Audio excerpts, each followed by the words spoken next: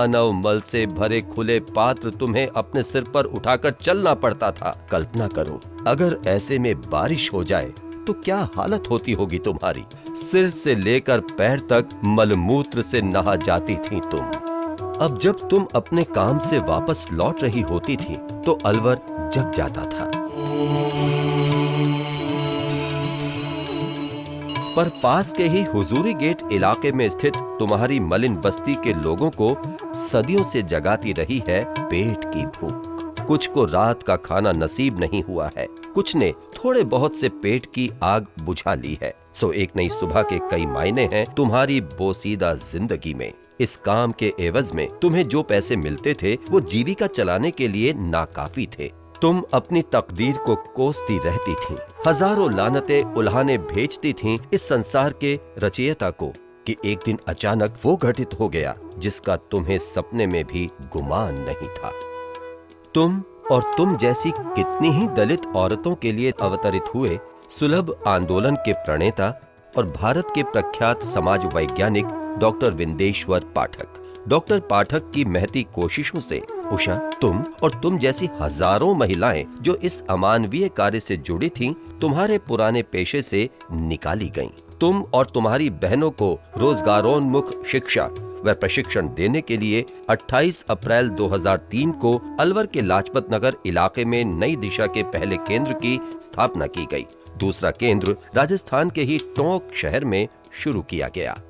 पाठक जी आए थे दिल्ली से, तो उन्होंने बोला कि भाई आप लोग ये गंदगी का काम क्यों करती हो, आपको कोई और काम नहीं है क्या? हमने बोला नहीं, हमारे लिए तो यही काम है। तो बोला उन्होंने कि ये काम छोड़ना चाहती हो आप? हमने बोला अगर अच्छा काम मिल जाएगा तो हम छोड़ देंगे, नहीं मिला तो हम यही करेंगे फिर। सच तो ये भी है कि तुम और तुम्हारी सहधर्मी महिलाओं को नई दिशा केंद्र तक लाने में सुलभ स्वयंसेवकों को काफी मशक्कत करनी पड़ी, क्योंकि तुम्हारे परिवार वाले तुम्हें अपने परिवार का सबसे कमाऊ सदस्य मानते थे और अपनी किशोरावस्था में ही तुम्हें इस घृणित कार्य में जोत दिया गया था। और अपनी शादी के बाद तो जैसे तुमने इसे अपनी नियति ही मान लिया था। शादी करके जब घर आई तो आपने आते ही काम शुरू कर दिया? ये आते ही लारे दूसरे दिन ही सुबह लेगी, लारे लारे नौकरी कराई, फिर लारे लारे काम करवाती डोली, सिखाती डोली हमारे लिए हमारी सास। और पैसे लाके किसको देते थे? सास को देते हमारी। और जब आपकी बहू आई घर में तो आपने भी उसको आते ही काम में लगा दिया? सिखाना ही पड़े, जब हमको सिखाया तो हमको सिखाएंगे इनको काम।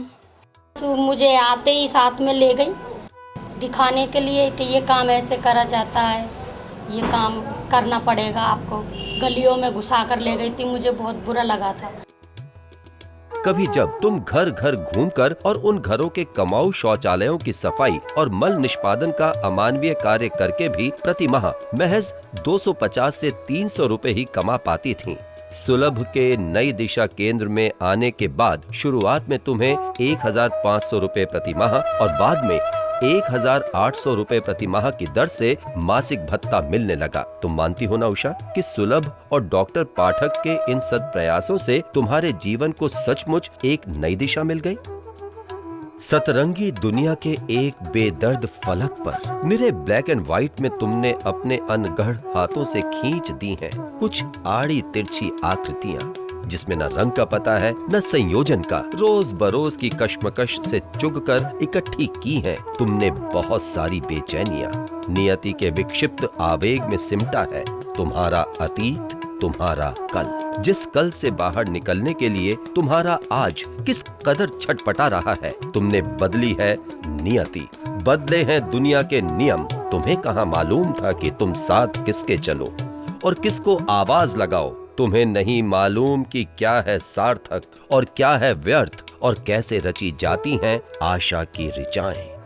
जिंदगी और नियति ने अब तलक तुमसे बहुत पापड़ बेलवाए हैं। लिहाजा आज जब नई दिशा सेंटर में तुम और तुम्हारी सहेलियां अपने मजबूत और सधे हाथों से एक अजीब सी लयात्मकता के साथ सचमुच का पापड़ बेल रही होती हैं, तो तुम और तुम्हारे दोस्तों के अधरों पर बारंबार एक रहस्यमयी मुस्कान कौंध जाती है। कल तक जिन लोगों को तुम्हारे साए से भी डर लगता था, तुम्हें तो छूने की बात से भी वे घबराते थे, आज वही लोग बड़े शौक से तुम्हारे हाथों से बने पापड़, बड़ियां, अचार और मसाले खा रहे हैं। आज तुम बेतरह खुश हो क्योंकि नई दिशा ने तुम्हारे जीवन में सुकून और इज्जत के बेहतरीन लम्हे शामिल कर दिए हैं। नई दिशा सेंटर में प्रशिक्षित तुम और तुम्हारी सखियां भारत में एक नई सामाजिक क्रांति के उद्बोधन में शामिल हैं। तुम और तुम्हारी सखियां बाजार के बढ़ते दबावों के बीच संघर्ष की एक नई वानगी के सूत्रपात को तत्पर हैं। डॉक्टर पाठक के सद प्रयासों ने न सिर्फ तुम्हें साक्षर बनाया है, सिलाई, कढ़ाई, ब्यूटी पार्लर व रैंप वॉक की ट्रेनिंग दी है, बल्कि जीवन यापन के लिए जरूरी रोजगारोन्मुख कार्यों में दक्ष भी किया है। न सिर्फ पापड़, अचार, मसाले तैयार करने में, बल्कि इसे बेचने की कला में भी तुम नई दिशा की औरतें निपुण हो चुकी हो। शहर के कई प्रतिष्ठित होटल व दुकानें तुम्हारे सेंटर के ग्राहकों की सूची में शुमार हैं। गाहे बगाहे जब तुम और तुम्हारी सहेलियां देश के विभिन्न हिस्सों में अपने उत्पादों की प्रदर्शनी लगाती हो, तो क्या भीड़ जुटती है उसमें। तुम्हारी कई सहेलियां अब अपना ब्यूटी पार्लर खोलना चाहती हैं। नई दिशा में प्रशिक्षण और देश विदेश में घूमने के बाद तुम लोगों के अंदर एक गजब का आत्मविश्वास पैदा हो गया है। जैसा कि तुमने